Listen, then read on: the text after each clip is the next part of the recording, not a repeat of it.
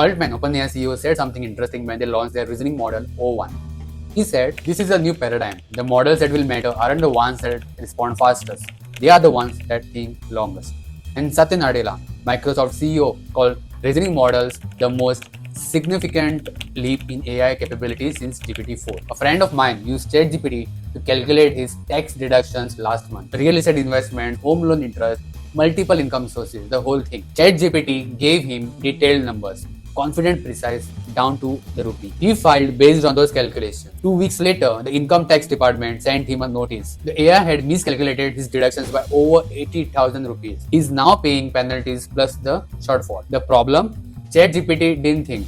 It just predicted what a tax calculation should look like based on patterns it had seen. It never stopped to verify, never double-checked the math, never reasoned through the logic. And that's exactly what large reasoning models are designed to fix. Hi, I am Prady. I have been building software for over 11 years, and for the last few years, I have been deep in AI, testing tools, reading research papers, understanding what actually works versus what's just hype. And reasoning models, this is one of the biggest shifts in AI since transformers were invented. Let me explain why.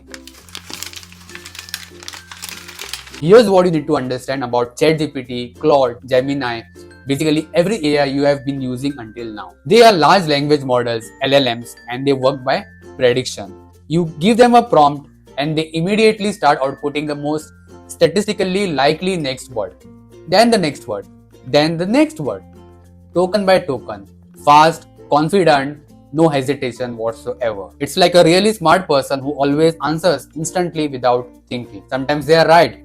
Often they are right actually, but when the question gets complex, when it requires multiple steps of logic, when one wrong assumption early on breaks everything that follows. That's where LLMs struggle, because they are not thinking. They are just pattern matching. Your friend asked them to write a fun social media caption. Perfect. That's what LLMs were built for. But ask them to debug a complex code error with multiple independent functions or methods, or trace cash flow through a series of transactions with different tax implications, or maybe plan a multi-city trip where timing, budget, and availability all have to align perfectly. They will give you an answer, fast and pretty confident. But will it be right? Well, that depends on whether the pattern they have seen before matches your specific situation exactly. And that's the problem my friend ran into with his taxes. ChatGPT predicted what tax calculations typically look like, but it didn't verify the logic. It didn't catch the error in its own reasoning. Until now, that's how the AI worked. Now enter large reasoning models, LRMs. So what exactly are LRMs? Think it of this way. LLMs are like reflex responses. You ask a question, you get an instant answer. LRMs are like deliberate thought. You ask a question and before answering, the AI stops. It sketches out a plan, it weighs different options, it double checks its own calculations, then it builds a response and give it to you. Both the types still generate text token by token. That part hasn't changed. But LRMs add something crucial, an internal chain of thought that happens before they start talking or giving you response. So the process looks like this. All right, you give it a problem, the model doesn't immediately answer. Instead, it creates a plan. Here's how I should approach this. Then it executes that plan step by step. At each step, it evaluates what came back. Did that work? Should I try a different approach? And eventually, after testing and verifying, it arrives at an answer. And now those extra steps matter a lot, because when you're doing complex reasoning like calculating taxes or debugging code or analyzing data, reflex isn't enough. You need deliberation. Now, if you just want to know what LLMs do and don't care how they are built, you can skip ahead to the next section. But if you're curious about what's happening under the hood, let me break it down simply. Building a reasoning model happens in stages. Stage 1, pre-training. This is where you train a massive language model on billions of web pages, books, code repositories, basically teaching it about the world. This gives it language skills and general knowledge. Every reasoning model starts as LLM. The pre-training is identical. Stage 2, reasoning focused fine tuning. This is where things get little different. You take that pre-trained model and feed it specialized data. Logic puzzles, multi-step math problems, coding challenges that require planning. But here's the key. You don't just give it the problems and answers, you give it the full chain of thought, the step-by-step reasoning process that leads to the answer. So the model learns to show its work. It learns to break problems into steps. It learns that before jumping to a solution, you plan, you execute, you verify. Step 3, reinforcement learning. Now you let the model try solving fresh problems on its own and you reward it when it reasons well. This can happen through human feedback, like people giving thumbs up or thumbs down to each step of reasoning.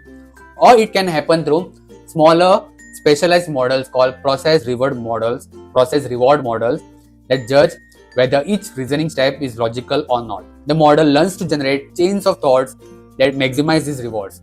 It learns to reason better. Optional stage 4, distillation. Sometimes you have a very large, very smart teacher model that's good at reasoning. You can use that model to generate reasoning traces for thousands of problems. Then you train a smaller, faster student model on those traces. The result, a model that inherited the reasoning ability but runs cheaper and faster. Now all of this training is expensive. It takes time, it takes compute, but what you get at the end is different from a regular LLM. You get a model that plans, verifies, and explains its thinking. But here's the thing nobody talks about enough.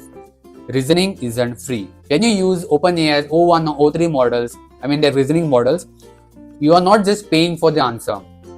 You are paying for all the thinking that happened before the answer.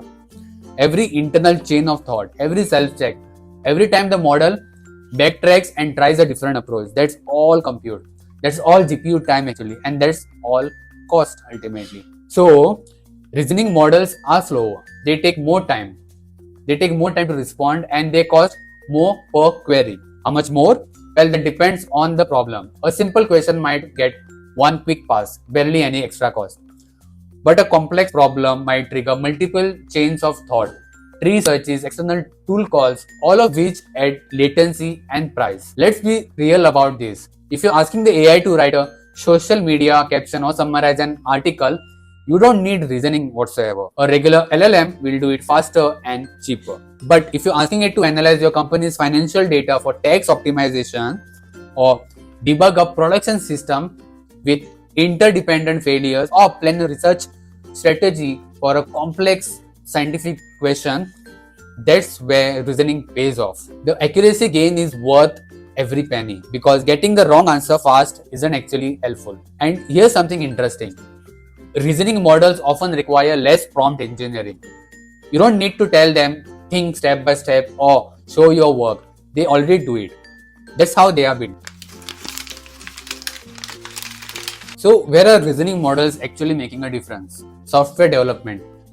Developers are using reasoning models to debug complex code bases. Not just here's the error, but here's the error, here's why it's happening, here are 3 approaches to fix it, and here's why approach 2 is best for your specific case. That much reasoning. Second, financial analysis. Reasoning models can trace transactions through multiple accounts, apply different tax rules depending on timing and type, and catch edge cases that a regular LLM would definitely miss. Third, scientific research. Researchers are using reasoning models to plan experiments, analyze results, identify confounding variables, and suggest next steps. The model's ability to think through, if I do X, then Y might happen, but that could be explained by Z. That's valuable. Next, education. Instead of just giving students answers, reasoning models can show their work. A student learning calculus can see how the AI breaks down a problem step by step, which helps them learn the process, not just memorize solutions. The common thread here, task, where correctness matters more than the speed, where one mistake early on cascades into bigger problems, where you would rather wait 30 seconds for a right answer than get a wrong answer instantly. That's the reasoning model's sweet spot. So here's what you need to know. AI is splitting into 2 categories now, fast AI and thinking AI. Fast AI, your regular LLMs, great for creative work, summarization, quick drafts, or brainstorming. They are fast, cheap, good enough for most things. Then comes thinking AI. These reasoning models are for when you need accuracy, when you need verification, when the cost of being wrong is higher than the cost of waiting. Right now, reasoning models are still expensive. OpenAI's O1 and O3 cost significantly more than GPT-4. Not every company can afford to use them for every query. But here's where it's going. Over the next 12 to 24 months, reasoning capabilities will get cheaper, they'll get faster, and they will become standard in tools you already use.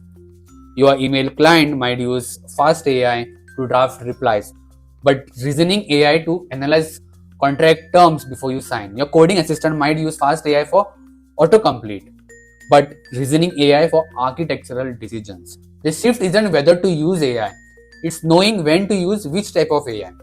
If you are building products or workflow that involve AI, this matters because the failure modes are different. A fast AI fails by giving you plausible sounding nonsense. A reasoning AI fails by taking too long or costing too much. Choose the wrong type for your use case and you're either wasting money or risking errors.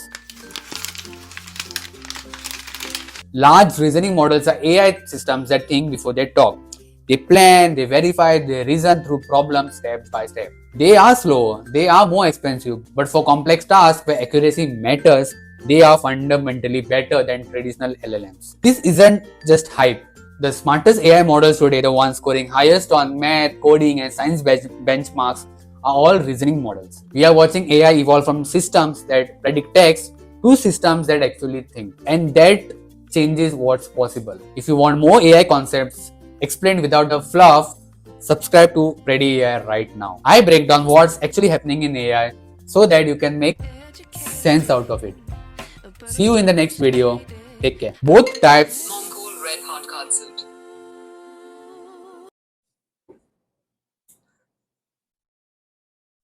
the types still takes this isn't just hype. The smartest AI mod the smartest AI models today are scoring high on math, coding problems, and what was that one more thing?